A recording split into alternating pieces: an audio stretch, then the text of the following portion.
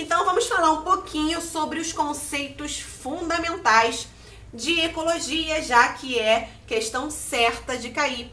E vou te falar uma coisa, as questões de ecologia, vamos fazer umas aqui, são muito fáceis, pessoal. Por isso, aquela coisa, não podemos errar falando sobre nicho ecológico e hábitat. Você vai falar, nossa, isso aí é muito fácil, já sei. Mas foi questão do Enem e muita gente errou. O que o Enem faz? Ele não vai cobrar de você decoreba. Ele não vai colocar o que é nicho ecológico e dar as alternativas. Ele vai te dar uma situação, como foi o caso, se não me engano, do tamanduá. Ele vai descrever um caso ali e vai perguntar do que está se falando ali. Está se falando do nicho ecológico do animal, do hábitat desse animal? Então, se a gente confundir os conceitos, a gente ia errar a questão. Então, nicho ecológico, galera, é totalmente diferente de hábitat. Hábitat é mais fácil da gente decorar, da gente entender. O hábitat é o local onde nós vivemos. Então, por exemplo, eu vivo no hábitat numa cidade, no meio urbano. Quem vive na área rural, vive numa área rural. O hábitat da onça pintada, por exemplo, a floresta amazônica. Agora, o nicho ecológico. O nicho ecológico é como se fosse a nossa profissão, é o que a gente faz. São os nossos hábitos, por exemplo, o homem tem um hábito basicamente diurno, certo? Afinal, à noite a gente dorme. Claro que final de semana a gente relaxa, enfim. Mas assim, de forma geral. Como esse exemplo que eu dei da onça pintada aí. O hábitat dela é um hábitat noturno. E aí ela se alimenta de predadores menores, enfim. Isso é o nicho ecológico. E parece que a questão estava falando sobre isso. Sobre o que o tamanduá faz, em que momento ele faz. Sobre a reprodução também do animal. Também é nicho ecológico. Então tudo, menos o local onde esse animal vive, é nicho ecológico. Show? Bom, falando nisso, agora vamos para uma parte bem interessante também, que é a questão lá da cadeia alimentar dos níveis tróficos. Então, galera, é muito importante a gente entender uma coisa. Da mesma forma como acontece com nicho ecológico e com hábitat, o Enem ele não pergunta para você o que é um produtor, o que é um consumidor primário, o que é um consumidor secundário. Ele vai te dar uma situação e vai escolher ali um ser daquela situação, daquele caso, e vai falar como esse ser se comporta nesse caso. E vou te falar uma coisa, a gente precisa prestar bastante atenção nisso. Os produtores, esses são mais fáceis da gente entender, porque os produtores são sempre aqueles seres autotróficos. Aliás, afinal, eles produzem o seu próprio alimento, não é isso que a gente já sabe? Então, são as plantas, são as algas, são as bactérias quimossintetizantes. Então, nós podemos nos comportar como consumidores primários quando nós consumimos diretamente os produtores, ou seja, quando comemos aquela salada lá no nosso almoço ou no nosso jantar. Agora, se nós nos alimentamos de carne, aí como nós estamos nos comportando? Como consumidores secundários. Afinal, nós teremos então o produtor, aqui nós teremos uma plantinha, certo? Aqui nós teremos uma vaquinha. Vamos ver se eu vou conseguir desenhar uma vaquinha, acho que não, então é melhor eu escrever vaca. Ficou parecendo um porco misturado com, não sei, um coelho, mas era para ser uma vaquinha. E aqui estamos eu e você.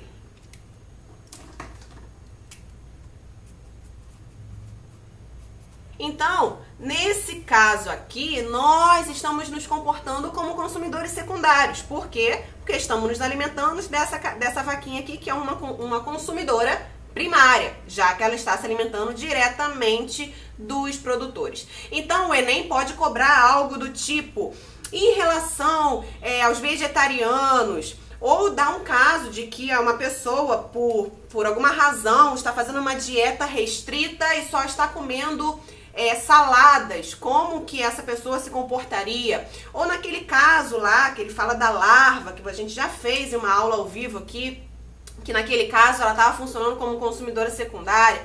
Enfim, galera, a gente precisa analisar. Por quê? Porque a gente não é nada fixo, com exceção dos produtores, né? Os produtores nunca serão consumidores, mas nós poderemos ser consumidores primários ou consumidores secundários. Quando eu falo de animais, eu posso ter eles se movendo aí do primário, secundário e terciário. Agora eu vou fazer uma observação interessante para vocês. Por que é que a gente tem uma pirâmide assim, certo? A gente vai diminuindo. Geralmente aqui essa pirâmide de biomassa, nós temos os produtores, consumidores primários, consumidores secundários e assim por diante. Pode ser uma questão de interpretação do Enem, já que ele gosta muito dessas questões assim, questionar por que eu não tenho uma cadeia e uma pirâmide assim tão extensa, com consumidores quaternários, quinquenários, sexagenários, enfim. Por que eu não consigo ter isso? Pode até existir? Sim, pode existir. Mas o mais certo de ocorrer é que eu tenha uma cadeia menor, que eu tenha produtores e consumidor até o consumidor terciário. Por quê, galera? Toda a questão da biomassa, a produtividade líquida que vai sendo passada aqui, ó, de cada nível trófico, ela vai sempre diminuindo. Por quê? Porque eu tenho perda de biomassa ali. Eu não consigo, por exemplo, me alimentar de toda a biomassa da vaca. Tem perdas ali nas fezes, tem perdas na respiração, há perda de energia, perda de biomassa.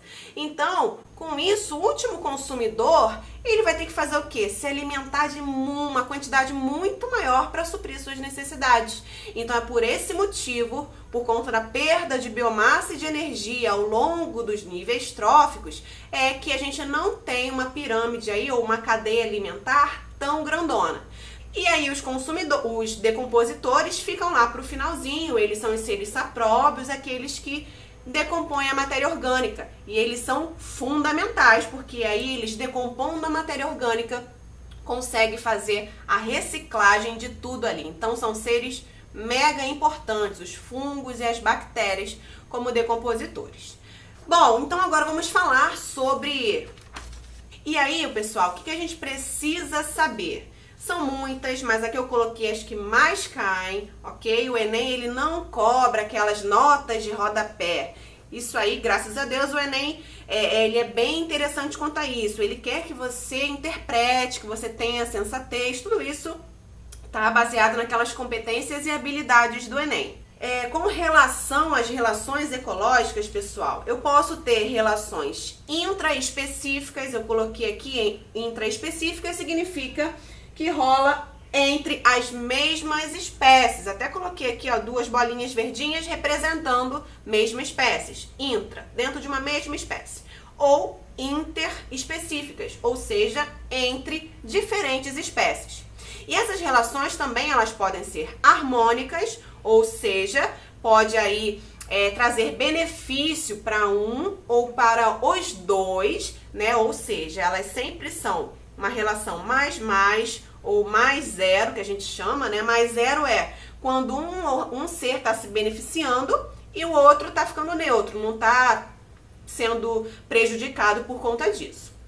Ou podem ser desarmônicas, ou seja, todas as relações, tanto intra quanto interespecíficas, podem ser harmônicas ou desarmônicas. A questão é, o Enem, ele vai te dar um caso de novo, e aí nas alternativas ele vai questionar que relação é aquela, qual é a relação ecológica que ele descreveu ali no enunciado. Então a gente precisa entender se é entre as mesmas espécies, então a gente já... No enunciado já busca isso, galera. Isso a gente faz no nosso treinamento Enem. A gente treina vocês a achar a resposta certa. Então você precisa encontrar, saber se são mesmas espécies ou espécies diferentes. Porque aí a gente já consegue tirar várias opções. Depois disso, a gente precisa entender se são harmônicas ou se são desarmônicas. Desarmônicas são sempre negativas. A gente então consegue identificar a nossa relação. Por exemplo, galera, entre as mesmas espécies, relações harmônicas, colônias e sociedades. Então, eu tenho uma colônia lá de abelhas, uma colônia de formigas. Eu nunca vou encontrar colônias de espécies diferentes. Nunca vou encontrar colônias de moscas e pulgas juntos, por exemplo. Então, colônias são sempre dos mesmos seres, assim como as sociedades. E é harmônico porque é um sempre ajudando o outro. Agora, desarmônicas, galera, nós temos a competição e o canibalismo. Competição, é importante a gente dizer que sempre haverá quando os seres tiverem o mesmo nicho ecológico ou nichos ecológicos bem semelhantes. Por quê? Geralmente eles competem pelo mesmo alimento, geralmente eles competem pelos hábitos que eles têm ali, se hábitos noturnos ou se hábitos diurnos, porque às vezes eu tenho um ser que caça à noite e outro que caça só de dia. Então, beleza, eles ali estão, apesar de estarem predando o mesmo ser, eles não competem tanto assim, ok? Então, isso a gente tem que avaliar na questão também. E aí a gente tem a competição e temos o canibalismo. Canibalismo é quando um animal ele come a sua própria espécie, ok? Também já caiu no Enem naquela questão da vespa. E aí, interespecíficas, o que a gente tem? Também harmônicas ou desarmônicas. As harmônicas seriam mutualismo, protocooperação e comensalismo. O que o Enem mais gosta, o comensalismo, é aquele clássico exemplo do tubarãozinho e as rêmoras que ficam se alimentando dos restos do tubarão. Mutualismo, a gente tem aquele exemplo do jacaré lá, o crocodilo com a boca abertona, e aí o passarinho vindo lá e comendo aquelas coisinhas nojentinhas lá. Tudo isso são relações harmônicas. Por quê? Galera, mesmo que a rêmora não esteja ali comendo o restinho do tubarão, ela vai sobreviver comendo outra coisa. Então não é uma relação obrigatória, ok? Agora as desarmônicas, temos também competição, predatismo e o parasitismo. Observem uma coisa, galera. A competição nós temos tanto aqui quanto aqui. Com isso, o que a gente tem? Sempre que rolar competição, e na verdade é a relação que mais cai no Enem, a competição a gente diz que tem nome e sobrenome. O nome é competição, o sobrenome é intraespecífica ou interespecífica, porque é isso que vai diferenciar se a competição está rolando entre a mesma espécie ou se a competição está rolando entre espécies diferentes. Lembrando que a competição geralmente, aí praticamente 100% dos casos ocorre por conta do nicho ecológico semelhante, beleza? Claro, entre os mesmos animais, entre as mesmas espécies, óbvio que o nicho ecológico vai ser igual, certo? Eu tenho lá uma população de leões, eles vão competir uns com os outros. Por quê? Porque eles têm os mesmos hábitos, eles têm a mesma alimentação, então eles sempre competem. Agora, em que casos que eu posso ter uma competição interespecífica? No caso, por exemplo, eu tenho uma população lá de leões e agora eu coloco, não sei, uns tigres ali dentro também daquela população. Ou seja, tem uma outra espécie ali agora que também tem um hábito parecido com o do leão, também se alimenta do que o leão também se alimenta. Então eles vão competir pelo nicho ecológico, mesmo sendo de espécies diferentes, beleza? Predatismo é no caso do leão e da gazela. Ele tá predando, a caça dele, é presa, tá predando ali a gazela. E parasitismo é aquilo que acontece até com a gente, quando a gente tá com um verminho ali, né? Que está nos parasitando. Então isso aí foi só um geralzão dos assuntos que mais caem em ecologia. Vamos ver agora como que isso caiu e como que isso é cobrado lá na prova.